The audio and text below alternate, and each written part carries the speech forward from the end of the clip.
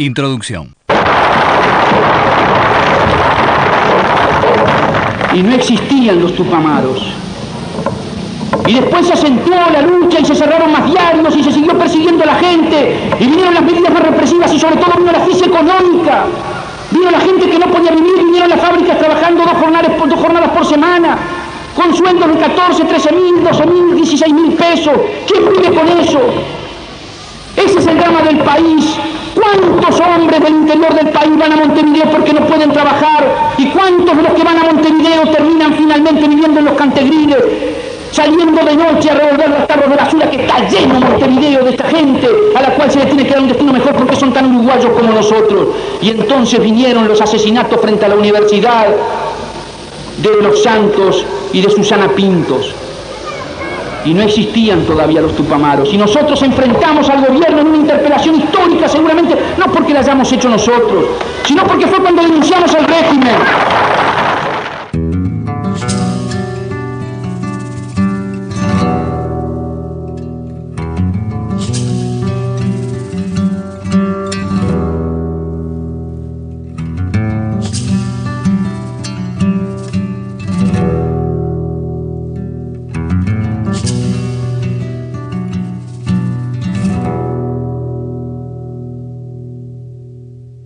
Selmar Michelini, año 1971. Cuadro de situación de un país en crisis, una de las mayores a lo largo de toda su historia. Al son de las campanas de la catedral de la ciudad de Mercedes y con entusiastas aplausos de vecinos que aprueban, entre otras cosas, los estrechos vínculos entre la izquierda, aún los más extremos, el líder de la 99 cuenta la conflictiva historia de este tiempo.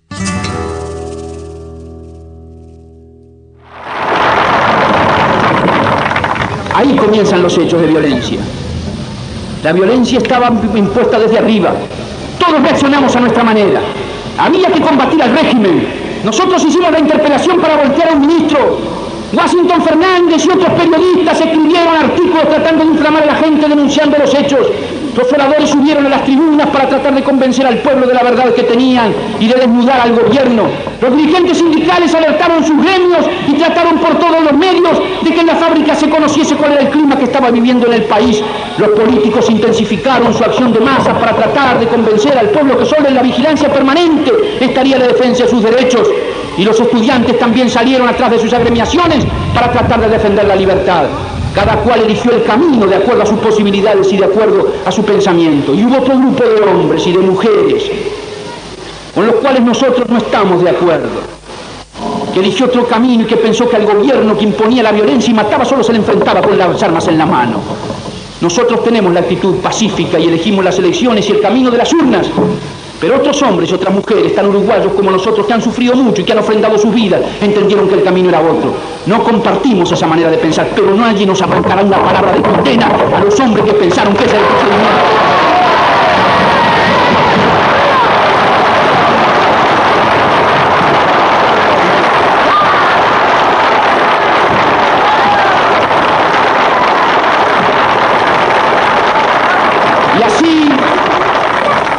Así siguieron los días, y así pasaron los meses. El clima se fue agravando, los problemas se fueron repitiendo, vino el desconocimiento de los fueros parlamentarios por parte del gobierno, vino el arrasamiento de las prerrogativas y derechos de la Asamblea General, vino el desconocimiento de las prerrogativas y derechos de los jueces y de la Suprema Corte de Justicia, vino la intervención de secundaria, vinieron los profesores expulsados, los funcionarios despedidos, los estudiantes suspendidos, vino la lucha naturalmente en la calle, vino cada día un clima mayor de inestabilidad y al mismo tiempo un clima económico cada día más enrarecido. ¿Alguno de ustedes sabe a cuánto se cotiza el dólar hoy? ¿Alguno de ustedes sabe a cuánto está el dólar hoy? El dólar, la moneda extranjera que prácticamente decide nuestro destino, como que todas las importaciones y exportaciones es en función de eso. Llegó ya a los 600 pesos. 600 pesos, 590, 595, 605 está costando el dólar. Lo que significa que no es el dólar de 250 o de 370 que el gobierno miente. Lo que quiere decir que lo están aguantando hasta el 28 de noviembre y el 29 de noviembre, cuando le den libertad, el dólar pasará a crear una vez más la miseria de nuestro país. Porque significará, como pasa siempre, una gran fortuna para los el saqueo fuera del país y el empobrecimiento general de toda la clase trabajadora y de toda la clase asalariada del país. La situación económica fue creándose cada día más tremenda y más difícil. Y 1970 y 1971 significan en la historia del país el récord en materia de quiebras y concordatos. Nunca hubo tantos productores rurales, pequeños y medianos que quebrasen, comerciantes, industriales. Prácticamente no había poder de compra ni poder adquisitivo. Y hubo que ayudar a las fábricas textiles, y hubo que dar auxilio permanente a muchas industrias y otras tuvieron que cerrar. Pero mientras tanto hubo banqueros que se llevaron 23 mil millones de pesos y siguen viajando por el mundo. Y los escándalos y negociados más grandes de la historia del país se conocieron en estos 2 años y medio, bajo un gobierno que pretende ser honrado y que algunos de ellos lo pintan como si fuese honrado. Y la verdad es otra completamente distinta, porque también llegó la corrupción al gobierno y los más grandes empresarios, los Charlones, los Sanguinetti, los Fridevi, los Bordaberry, los grandes latifundios, las grandes fortunas del país, los Peirano Facio, todos esos estuvieron en el gobierno dirigiendo prácticamente toda la economía del país. Y eso se hace en función y beneficio ¿de quién? De ustedes, de nosotros que vivimos de un salario, del jubilado y pensionista, o en función de los grandes intereses, de los grandes consorcios, de las grandes vinculaciones con el exterior, del gran latifundio. Esta es la historia del país en los últimos años, contada así a grandes rasgos, pero naturalmente sin que nadie pueda desmentirnos absolutamente en nada. El Partido Colorado subió prometiendo romper con el Fondo Monetario Internacional, está más atado que nunca. Predicó la palabra de paz y de comprensión y el diálogo entre todos los trabajadores y llenó la cárcel de trabajadores y llenó los cuarteles de trabajadores. Y nosotros hemos denunciado en el Senado de la República la situación infrahumana en que viven los detenidos en el SIOR, como lo había hecho antes Alba de la Carlos Neri, en el CIN, en todos los cuarteles.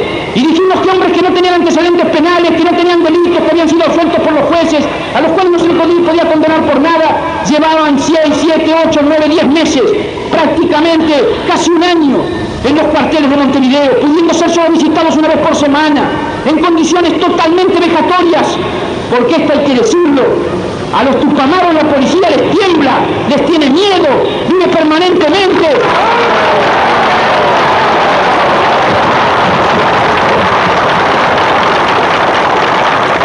Pero a los estudiantes y trabajadores que ponen en los cuarteles, a esos vive dejándolos permanentemente. Ahora los acaban de trasladar, como dijo Alba, a Punta de Rieles.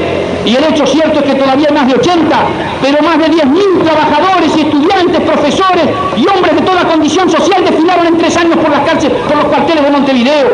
Y algunos de ellos estuvieron semanas y meses, y muchos de ellos salieron enfermos, y muchos de ellos tuvieron que ir a manos de un psiquiatra, y muchos de ellos perdieron su trabajo, y muchos de ellos fueron condenados al hambre. ¿Y qué delito le habían cometido? El único de pensar en contra del gobierno, el único de ser orientales y morir de pie, el único de ser orientales sin arrodillar.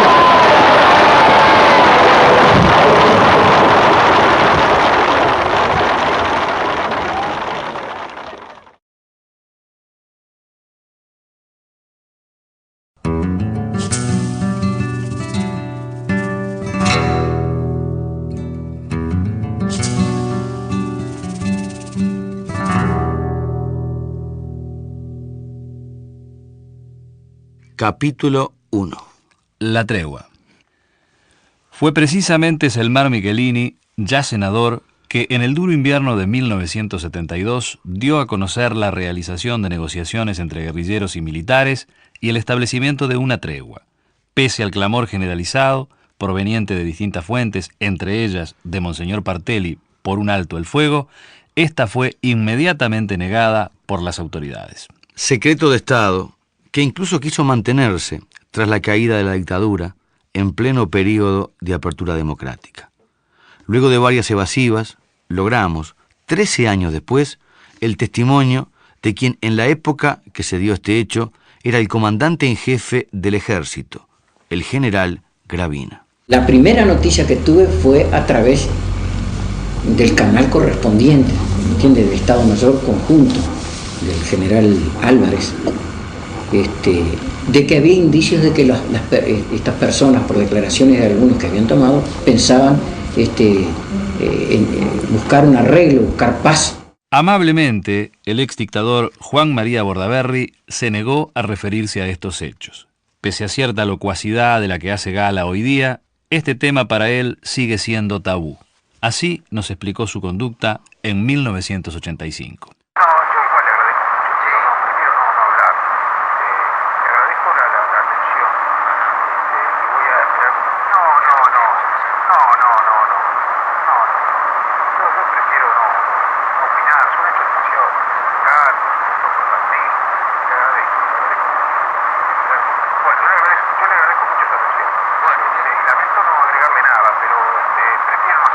Hombre de confianza del régimen, generador de una caprichosa y endemoniada úlcera, según nos lo confesara, por el cargo que ocupó durante el transcurso de esas circunstancias, el general Gravina, en lo que fuera una excepción en su férrea regla de no dar entrevistas, confirma que Bordaberry estuvo al tanto de las conversaciones entre tupamaros y militares y da importantes detalles de la reunión principal. Recuerdo sí que nos llamó el señor Bordaberry, presidente, y nos dijo que de la existencia de un ofrecimiento concreto ya. Yo no me acuerdo si estaba ya con el contraalmirante Zorrilla, fuimos los dos que recibimos eso.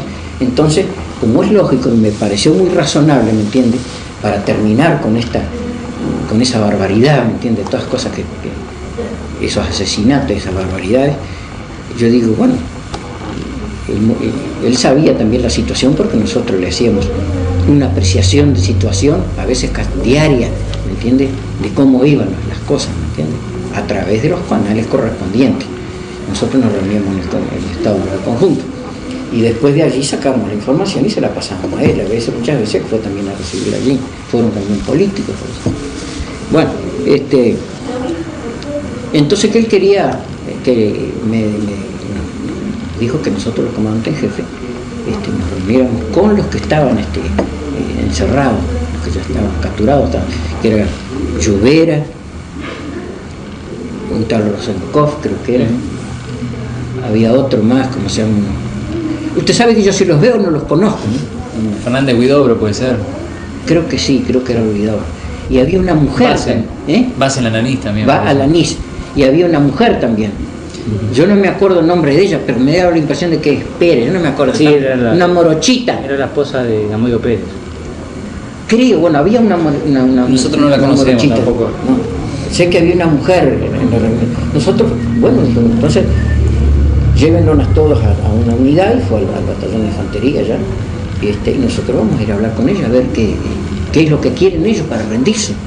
Y eso fue lo que yo di cumplimiento estricto a lo que me dijo el presidente, ¿me entiendes? Ir a hablar con ellos. Yo siempre acaté las órdenes que recibí. Y fuimos. O sea que usted fue por órdenes de Bordaberry. Sí, señor. Y el contraalmirante y el otro comandante también. Claro, ella nos decía que también, que fue una orden directa de Bordaberry. Sí. Y además nosotros ya teníamos alguna noticia porque empezaron a hablar. Entonces, bueno, escúchelo y vamos a ver qué es lo que había que oírlo. Entonces concurrimos a esa reunión, se realizó allí, me acuerdo si es tarde de mañana, ya eso hace tanto tiempo. Tardecito parece que memoria. Estuvimos con ellos, los trajeron. No es cierto eso de que se habla, dice que lo estaban golpeando y todo, porque yo los vi allí, estaban bien los hombres, y los trajeron sin esposar y sin nada, estuvieron conversando. Entonces hubo un intercambio de ideas y yo pregunté, bueno, ¿qué es lo que pretende? Sí, nosotros queremos plantear el problema esto para cesar la lucha. Yo no me acuerdo ni cuál era que hablaba, pero me parece que era ese otro, no era ni... Estaba también el ingeniero, ¿cómo se llama? Mirati. No. Lluvera. No era Lluvera, no me acuerdo cómo. Es uno que le decían el ingeniero. Sí, creo que manera Lluvera, ¿no? Manera Lluvera. Entonces ellos empezaron a hacer una serie de exposiciones y la cuestión que el motivo por el cual habíamos ido nosotros fue cambiando. Entonces sí, pero que nosotros no podemos, porque hay gente que está todavía actuando afuera y no podemos llegar con ellos y no sabemos cómo lo que piensan. Y digo, bueno,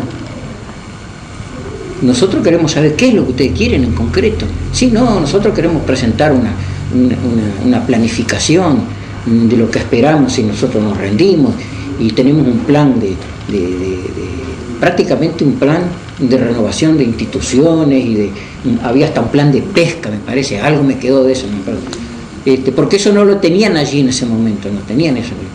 Bueno, digo, pero yo vine acá y a mí me ordenaron que me presentara acá a escucharlos a ustedes porque ustedes se iban a rendir, porque ustedes están derrotados militarmente, de manera que ¿a qué seguir con un derramamiento de sangre inútil?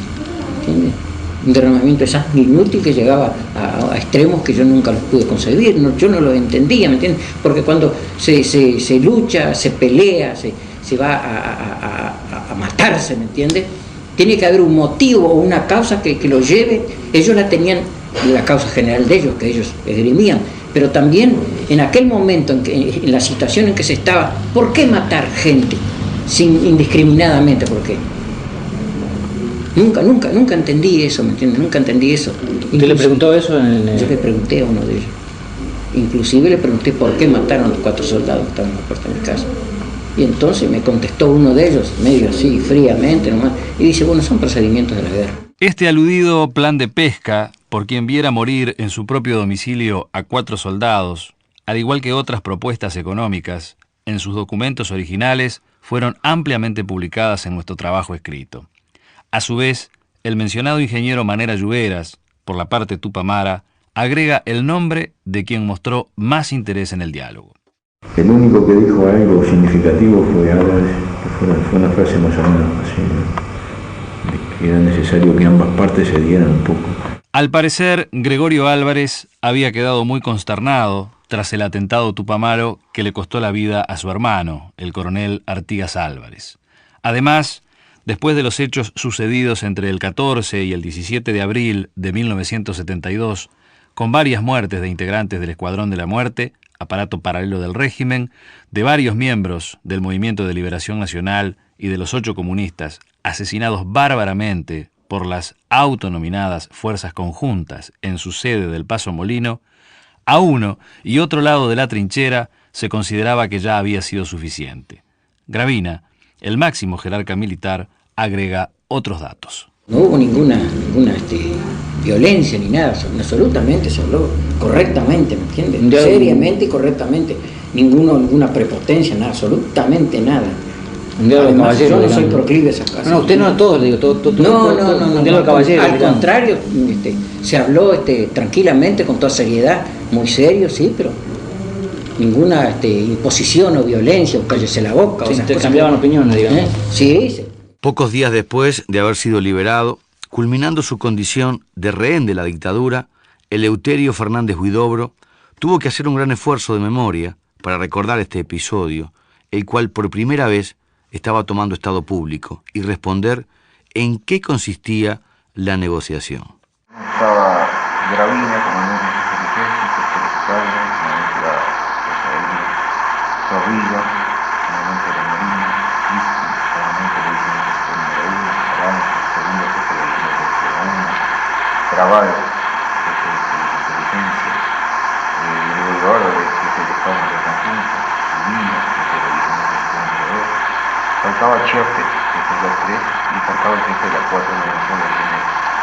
Estaba el teniente coronel Leñán, jefe de la persona de infantería número 1, y no me acuerdo si había alguna otra persona. Ahí está, esa fecha que hemos dicho que era 27 de junio, 26 de junio. 26 de junio fue la primera, esa duró más o menos 15 días, habíamos dicho. Debe haber durado más o menos 15 días. Y se frustró, ya te digo, el día que cayó un ministro y subió otro. Ahí está. Nos Nos quedamos por ahí, yo teníamos la reacción de marzo. podés más o menos no me acuerdo quién estaba, sé que asumió Leñán. Que justamente estaba hablando. Puede ser Mañana, general Mañana. Puede ser que fuera. La segunda dijimos que fue 15 días después de esta más o menos. Después, a ver, yo no sé si fue la segunda. Mirá, cuando lo del coronel Álvarez se iba a hacer uno. Y se frustró por la caída de Marinales.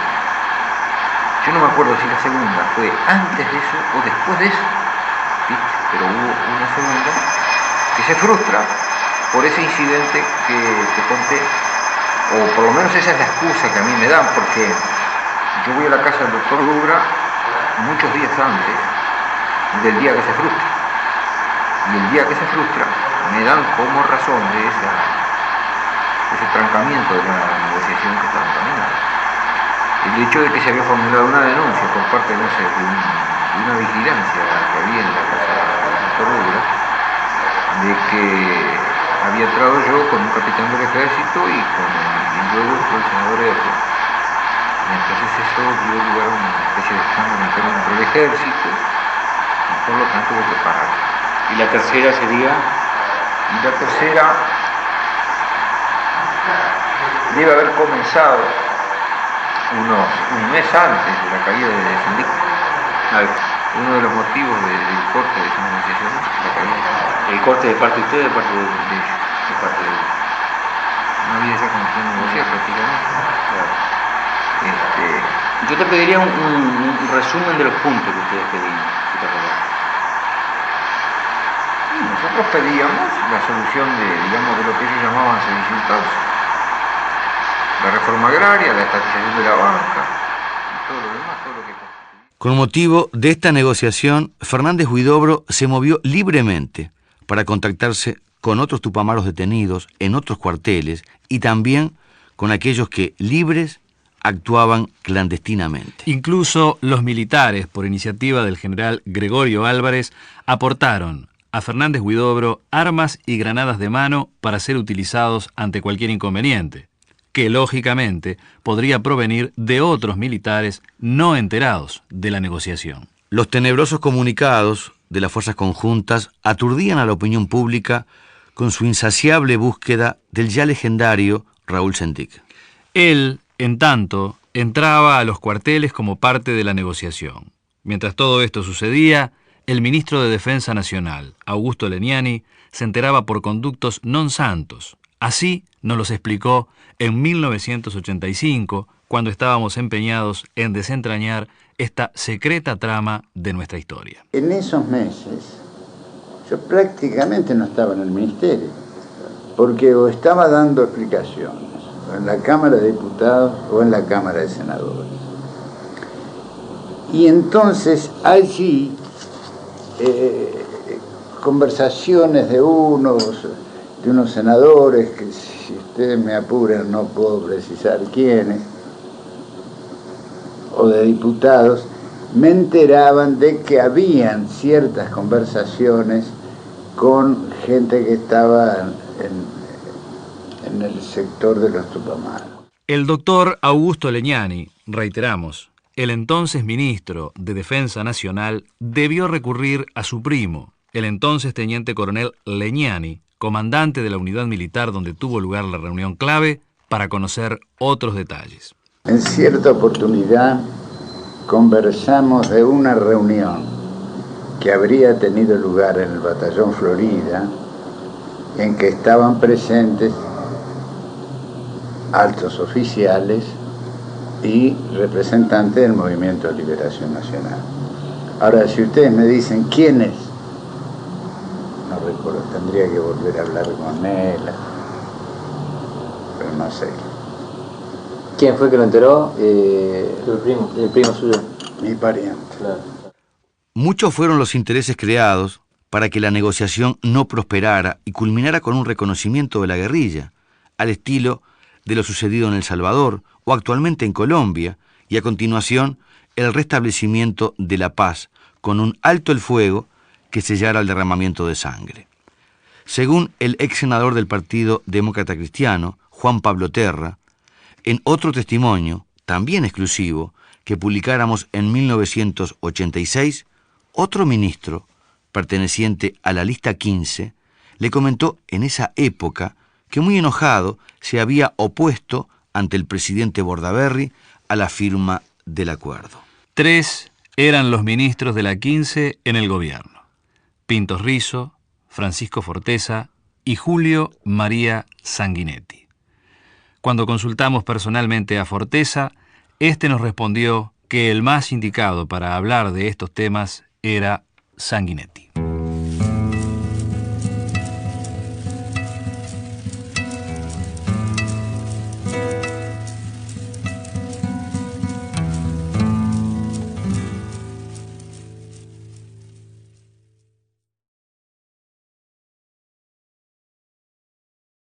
Capítulo 2. Ilícitos económicos y corrupción.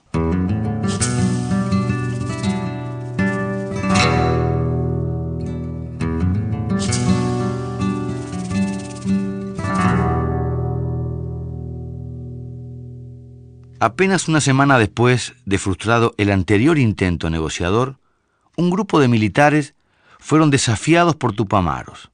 En plena sesión de torturas, estos últimos les decían que le daban la máquina a ellos, pero que con los corruptos no se animaban, surgiendo de esta negociación un enjundioso trabajo conjunto entre soldados y guerrilleros. He leído las cosas que ustedes han escrito sobre este tema, coincide con mis recuerdos, la información concreta que yo pueda haber tenido.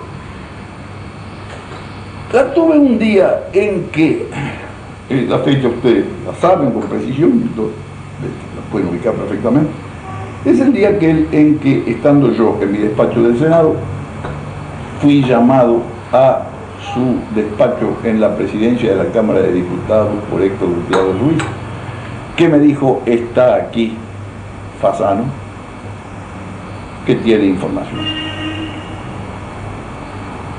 Yo fui hasta la presidencia de la Cámara y me encontré allí con Fasano. Fasano me mostró una carta que había recibido de Héctor Amodio Pérez,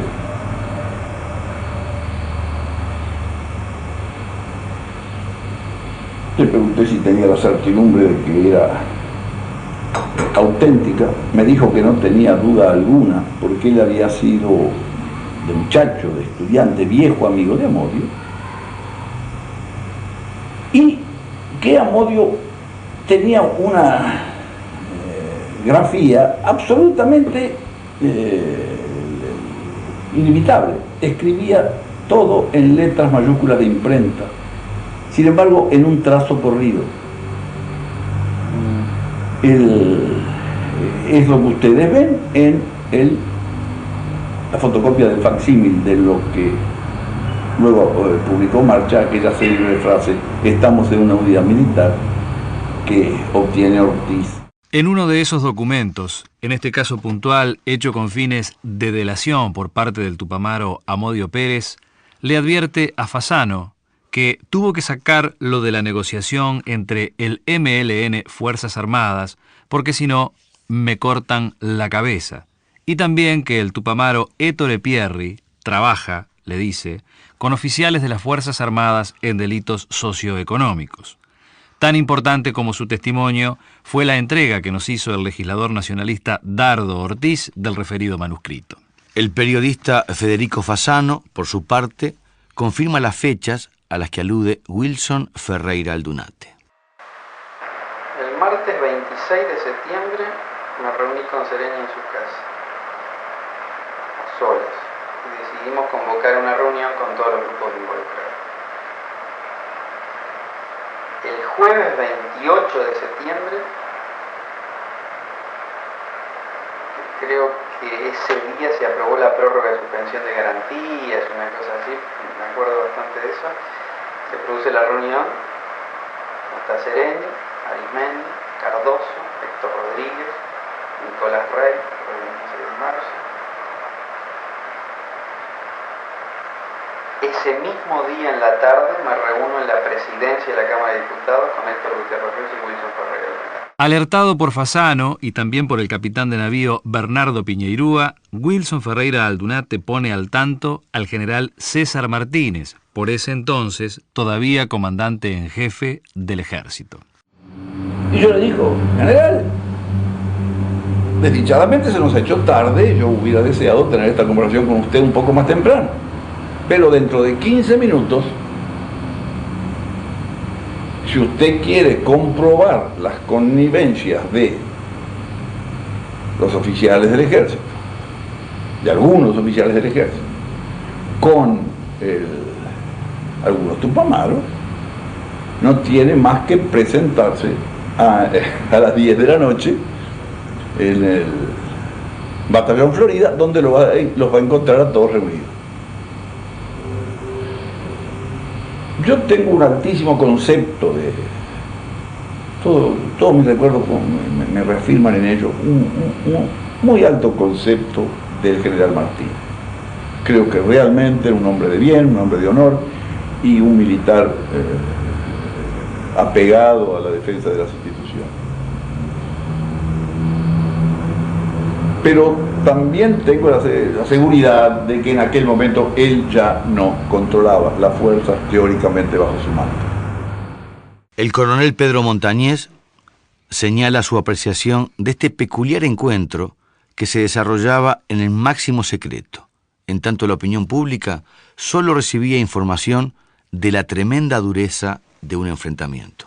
Esos oficiales van obteniendo información de los ilícitos socioeconómicos. ¿Por qué? Porque no se olviden ustedes que el MLN, uno de sus acciones fue precisamente escarbar en toda la corruptela financiera, administrativa del país, ¿no? Es decir, que ellos tenían mucho conocimiento de eso. De manera que en los interrogatorios salían a luz esas cosas. Y eso creó en muchos oficiales, de pronto demasiado, pero en algunos oficiales, una inquietud, una preocupación muy grande, en el sentido de que eso realmente era uno de los aspectos que había que combatir para que no existiera la subversión. Es decir, simplificando, entonces se encontraba que además del comunismo estaba la corrupción, ¿no? Eso estaba, ya lo encontraba, si lo tocaban ahí. Quizás no tocaran que había otras causas, la miseria y todos esos problemas más profundos, más lejanos, pero eso sí lo tocaban porque en los mismos interrogatorios salía. Por su parte, Manera Lluveras entiende que este accionar es un derivado natural de la anterior tregua. Las conversaciones con los oficiales ahí siguieron y surgió la posibilidad de hacer ese trabajo de investigación de ilícitos económicos. Y tuvo una enorme expansión. Esta vez no se dio exclusivamente en el Batallón Florida, sino en numerosas unidades militares.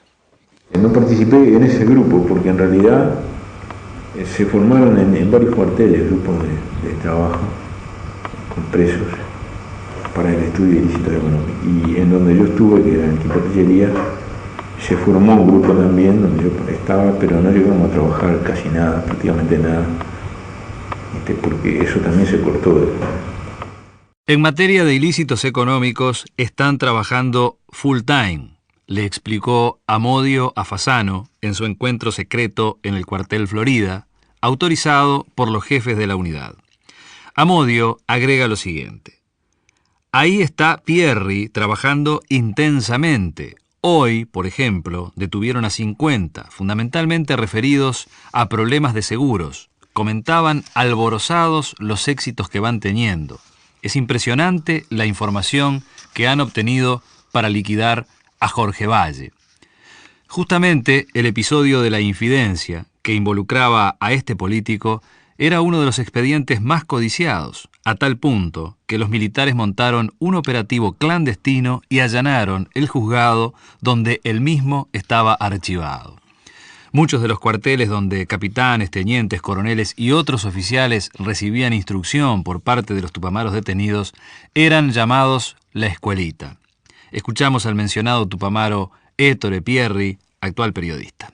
Había un pizarrón, no sé qué, ahí, y gráficamente se iban demostrando ciertas cosas, pero no eran clases. Es decir, estábamos, en alguna oportunidad se hacía, digamos, lo que habíamos hecho en los diarios, es decir, la vinculación, por ejemplo, vos decías, mira, este es el banco de comercio, y en su órbita giran tales y tales y tales y tales empresas. Lo hacías gráficamente, hacías un redondelcito y unas rayitas, ¿no? Y resulta que el presidente del directorio de la empresa XX, que es a su vez miembro principal accionista del banco, era para demostrar esa enjambre que giraban alrededor de los bancos. No eran clases, sino era una forma gráfica de hacerles entender ciertas cosas o de tenerlas claras nosotros mismos y de saber rápidamente a quién pertenecía tal empresa o en qué órbita giraba y qué vinculación tenía con otro grupo. Era un poco la estructura empresarial, ¿no? Y las ramificaciones que existían.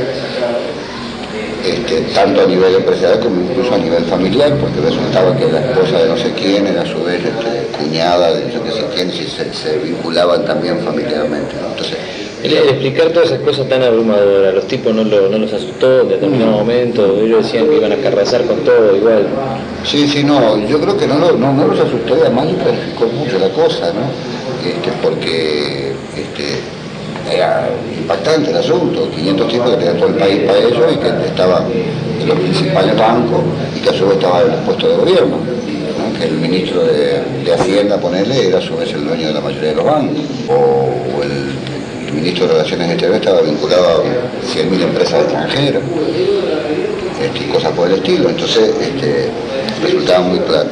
Y obviamente al analizar los casos y ver los fraudes que se estaban cometiendo y todo lo demás, había que dar explicaciones sobre un montón de cosas, cómo por ejemplo funcionaba la industria frigorífica, cuál debía ser y cuál era el papel del frigorífico nacional, para qué realmente debería servir en un banco del gobierno. El movimiento fue sumamente intenso. En todo ese proceso, entre agosto y septiembre, muchos presos salían del cuartel de otros cuarteles y además iban oficiales de Florida a otros cuarteles y además algunos presos salían de otros cuarteles y venían a Florida y luego regresaban y también algunos presos de Florida salían y iban a otros cuarteles, entonces entre todas esas idas y venidas había intercambio de información y de documentación, ¿no? E incluso algunos presos salieron, muchos, estando presos y acompañados por oficiales, o algunos sin acompañamiento ninguno, a obtener también información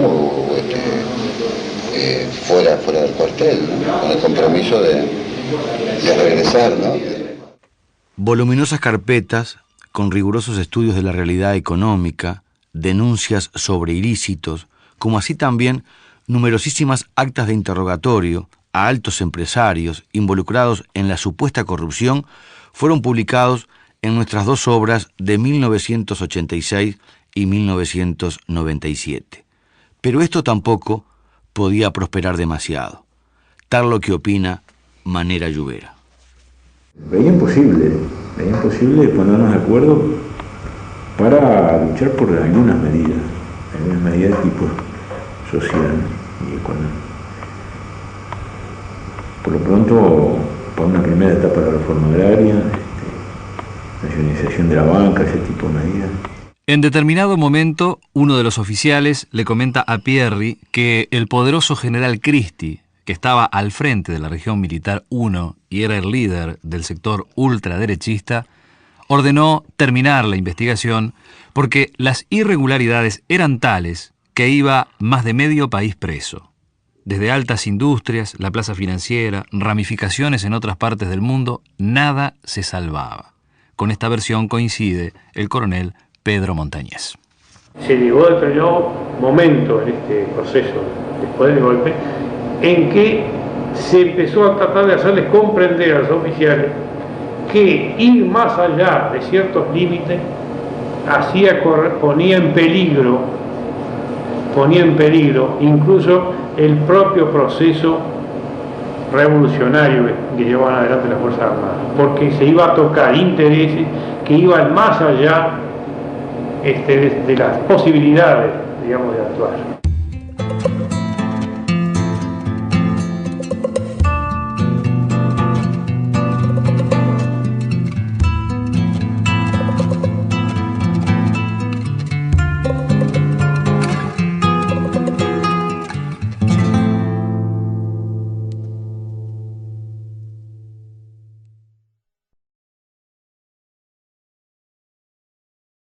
Capítulo 3. Los peruanistas de las Fuerzas Armadas uruguayas.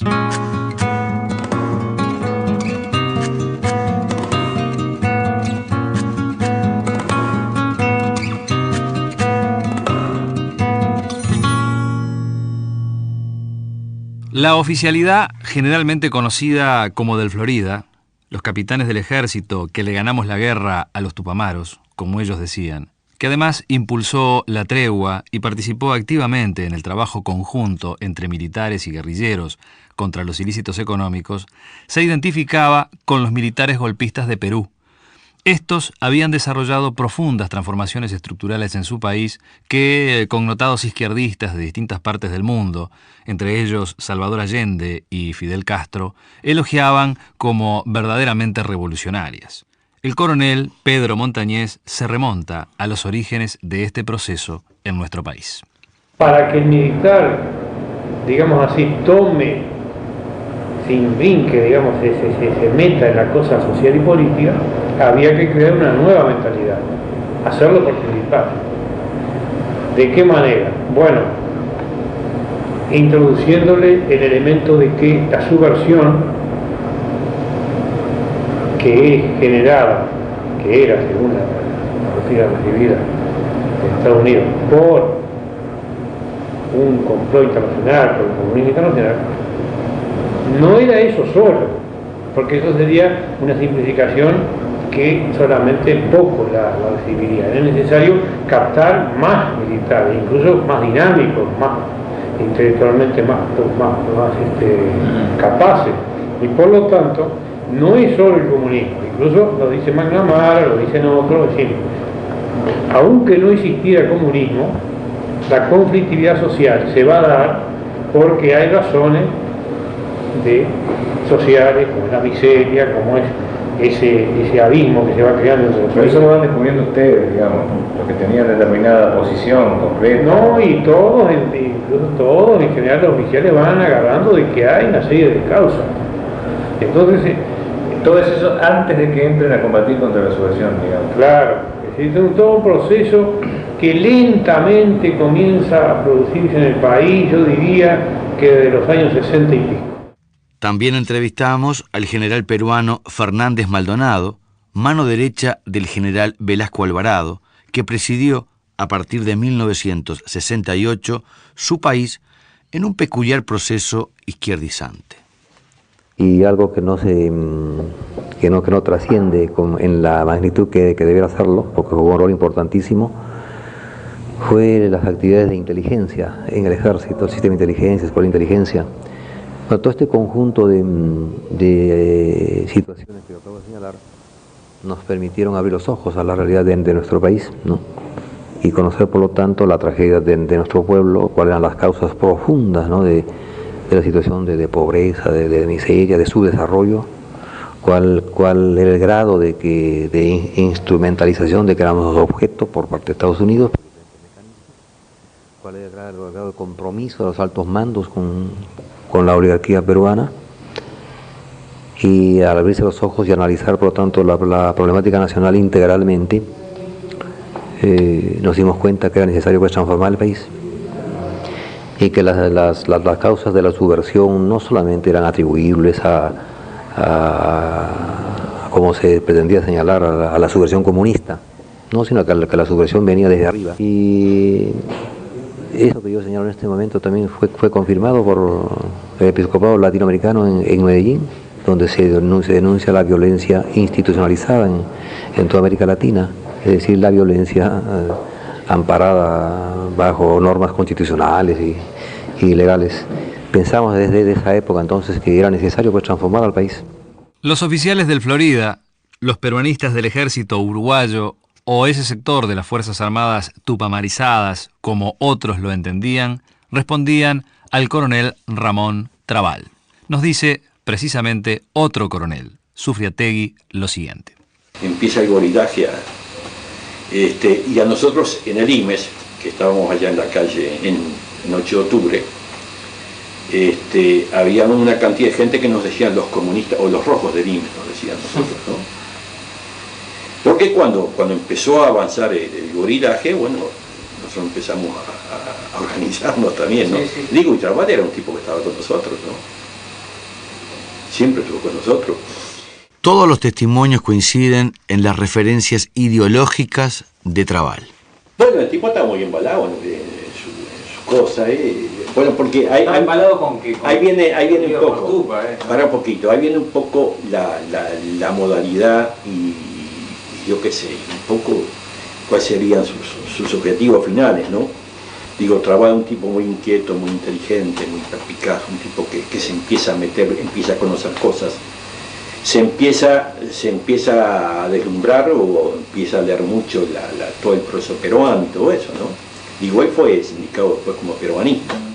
Así lo especifica también Richard Gott, el periodista inglés del prestigioso The Guardian, que entrevistó a Trabal luego del golpe de Estado, cuando éste ya fungía como agregado militar de la embajada en París. El coronel Trabal fue en la línea peruanista, digamos, de los militares progresistas de Perú y Panamá, y ojalá estaba pensando él seguir la misma ruta en el Uruguay. Pero yo siempre he tenido la impresión que él estaba bastante pesimista. Él mismo yo encontré como un hombre decente. Creo que no fue torturador. Él siempre me ha dicho que durante la lucha contra las tupas, que fue una lucha muy dura, pero él mismo luchó siempre contra la tortura. Y me dijo que por una razón bastante simple, yo tengo amigos, parientes que están en la guerrilla y no soy torturador yo. Pedro Montañés, cuando lo entrevistamos en 1986, aportó otros detalles con respecto a la personalidad de Trabal y las distintas tendencias internas que se daban en la alta oficialidad del ejército. Trabal era un poco líder de esa corriente. ¿Estaba el Goyo ahí también? Bueno, no tan así. Nosotros vemos al general Álvarez como un personaje que tenía su estrategia particular, personal, y que busca, en principio, rodearse de algunos hombres capaces dentro de las Fuerzas Armadas, ¿no? Y formar su propio aparato, y por lo tanto él, digamos así, ampara, entre comillas, a Trabal. Trabal era un hombre que todo este sector que dio el golpe, aquí estamos un poco saltando en el tiempo, ¿no? Es decir, recuerden que Trabal, cuando el golpe, ya es director del Servicio de Inteligencia. Ese puesto tan importante que tiene ese hombre daría la impresión de que estaba totalmente consustancial con toda la gente que dio el golpe. Sin embargo, era este hombre que se desconfiaba mucho de él, es decir, los sectores de la derecha participativa, no lo querían, y incluso un poco lo detestaban, ¿no? Por episodios pequeños que habían ocurrido, en fin, que lo consideraban un hombre, y Álvarez lo protege, es decir, lo ampara. En base a su proyecto personal. En base a mi modo de ver, a su proyecto personal. Y que no tenía nada que ver con la derecha participativa tampoco, Álvarez. Bueno, tampoco la derecha participativa confiaba mucho en Álvarez. Es decir, Álvarez es un hombre que aparece un poco en donde hay varios sectores que desconfían de él. La derecha, esa participativa, desconfía. ¿Quién era? Cristi, Paulós, Aguerrondo. Aunque Aguerrondo ya a esa altura que se da el golpe ha perdido influencia, es más bien un elemento aglutinante de ello.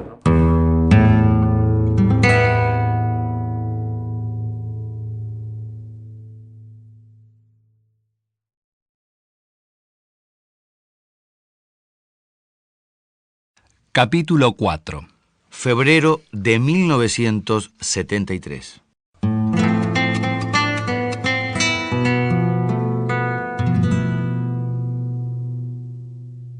La historia registra que en torno al 9 de febrero de 1973, el presidente Bordaberry designa un nuevo ministro de Defensa Nacional con la idea de terminar con la autonomía casi total en la que se movían las Fuerzas Armadas, la cual se hace más que patente cuando estas últimas no aceptan al nuevo ministro y hasta emiten su propio programa de gobierno, más conocido como los Comunicados 4 y 7.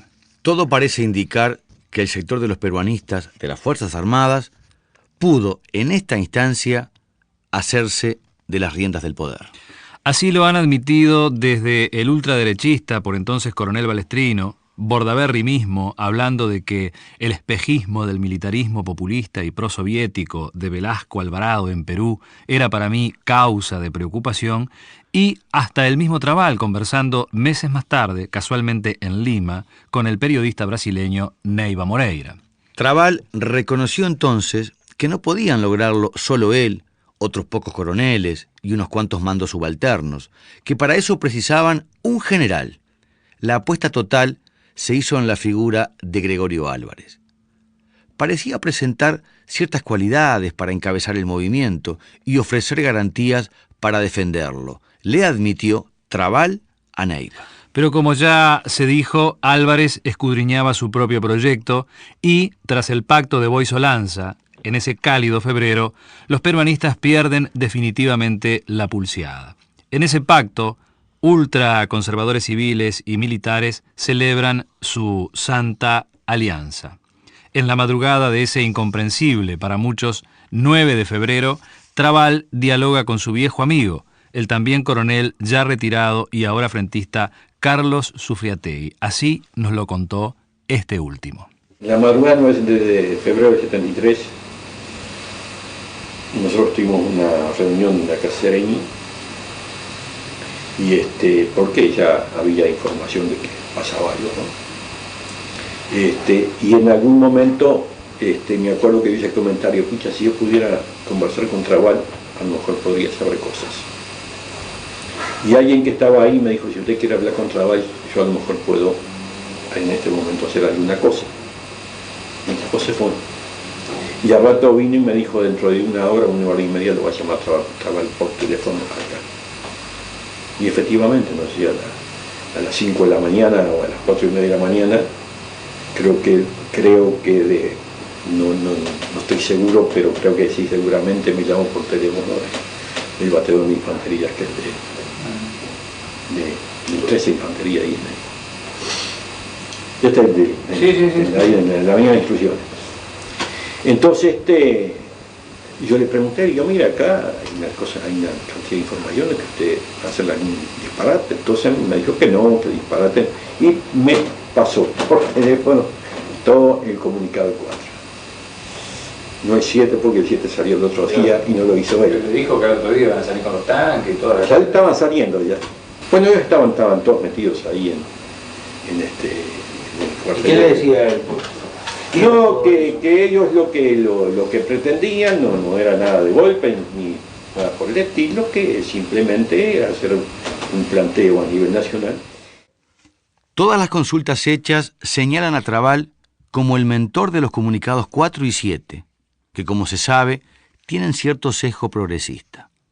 Prácticamente todos los militares indicados como peruanistas fueron separados de sus cargos, algunos retirados, otros diseminados por todo el país y hasta encarcelados. Trabal fue trasladado a París, donde fue asesinado al finalizar 1974, justo cuando pensaba regresar al país para asumir como general.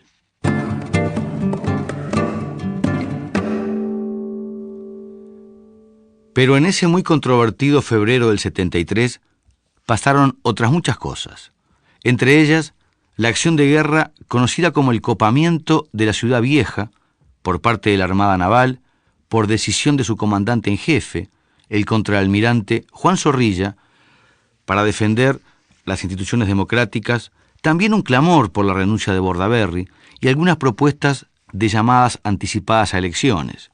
Justamente en la tomada Ciudad Vieja dialogaron Zorrilla y el caudillo nacionalista Wilson Ferreira Aldunate. Lo hicieron en el despacho del contador y también capitán de navío Noel Mancebo. Este último nos cuenta qué pasó allí. Yo ofrecí mi estudio, es en la calle 33, 1334, piso 2, escritorio 4, para ser más preciso. Entonces allí, ¿están grabando, verdad? Sí, sí. Ah, bueno. Entonces voy a cuidar un poco más. Entonces, se habló de hacer la reunión allí. A la reunión fueron. Lo voy a decir en el orden que nos sentamos, porque yo le ofrecí a Wilson sentarse en lo que era mi escritorio, en una poltrona allí. Dijo, no, ese es su lugar y al final se lo va a quitar. Y se sentaron por su orden, en el sentido a boca en reloj. Toga, Gutiérrez,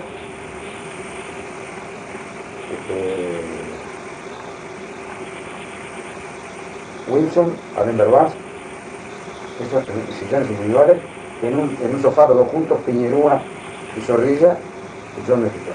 En la esquina, desierta, estaba con una pistola 45 en el cinto, el que fue el presidente de la Liga Marítima, el capitán Juan Fernando. Nunca lo ascendió un almirante, una persona ejemplar. Bueno, y en la reunión, luego de esas cosas que se dicen del mandamiento, lo que quedó fueron, para mí, ¿no?, lo más importante, la expresión que Wilson le dijo a Zorrilla, porque Zorrilla todavía seguía pensando cosas imposibles. No estaba muy orientado, tampoco había consultado mucho a su estado mayor, a su gente, procedía un poco solo. Entonces, Wilson le dice, comandante, hay momentos en la vida que uno no puede gobernarse así. Los acontecimientos le imponen condiciones que lo obligan a usted a cambiar. Dice, hoy la situación ha llegado a un límite tal que la única alternativa democrática, que el presidente es obedecido, el ministro es obedecido, el poder de una fuerza armada, la única alternativa es llamar a elecciones nacionales.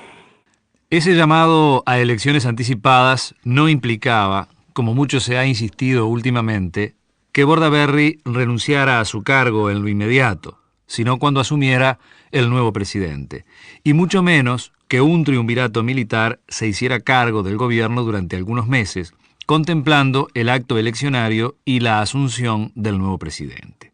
Recién, en nuestro segundo libro del año 97, dimos a conocer la respuesta de Wilson Ferreira Aldunate, justamente a esta pregunta concreta que le formuláramos en 1986.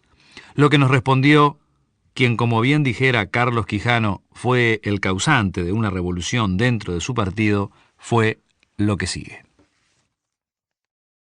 Mire, el 9 de febrero, a mí la Marina me invita a pasar al otro lado. El 10. Entonces yo cruzo la barricada y me entrevisto con Zorrilla, Pinco, todo el Estado Mayor, en presencia de el capitán Piñerúa y de Mancebo, que eran los hombres nuestros. Yo recuerdo bien la conversación, le digo, ¿qué va a hacer? Le dije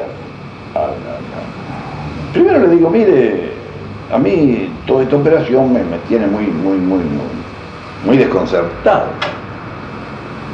porque usted pone a la Marina en una actitud estupenda al servicio de la Constitución, cierra la Ciudad Vieja, pero deja al comandante en jefe que quiere defender del otro lado, lo deja en poder del enemigo. Porque la tragedia era esa, Bordaberry era el que no quería ser defendido. Él jugaba otra carta completamente distinta y así lo demuestra el hecho que dejó colgados a Marín. Aquí les hago un paréntesis, cuando tiempo después Bordaberry tiene que integrar con el directorio de la Administración Nacional de Puertos, llama a dos compatriotas vinculados, referidos a las operaciones portuarias y les consulta: quiero hacer un directorio de administración de puertos muy eficiente, ¿a quién les parece que puedo poner ahí para hacer una buena administración? Y uno de ellos le dice, pero ¿por qué? Amigo personal además, le dice, pero ¿por qué no pones algún marino constitucionalista, que es gente de tu confianza, que se jugó por ti? Y dice, ¿Pero confianza de quién? Seguramente no mía. Se vale que... Pero cierro el paréntesis, vuelvo a ver. Yo paso y le digo a Zorrilla, claro, pobre hombre, no me contestó nada de eso, pero él tenía un poco la sensación de que había recibido rumores de que nosotros y yo concretamente no estábamos en la defensa institucional, cosa que yo le ratifiqué, le dije, nosotros estamos personalmente y como partido político detrás de la defensa institucional, y para nosotros no es salida que el ejército ni nadie le pida la renuncia al presidente de la República. Creo que esa no tiene nada que ver con la cosa, que hay que respetar las instituciones.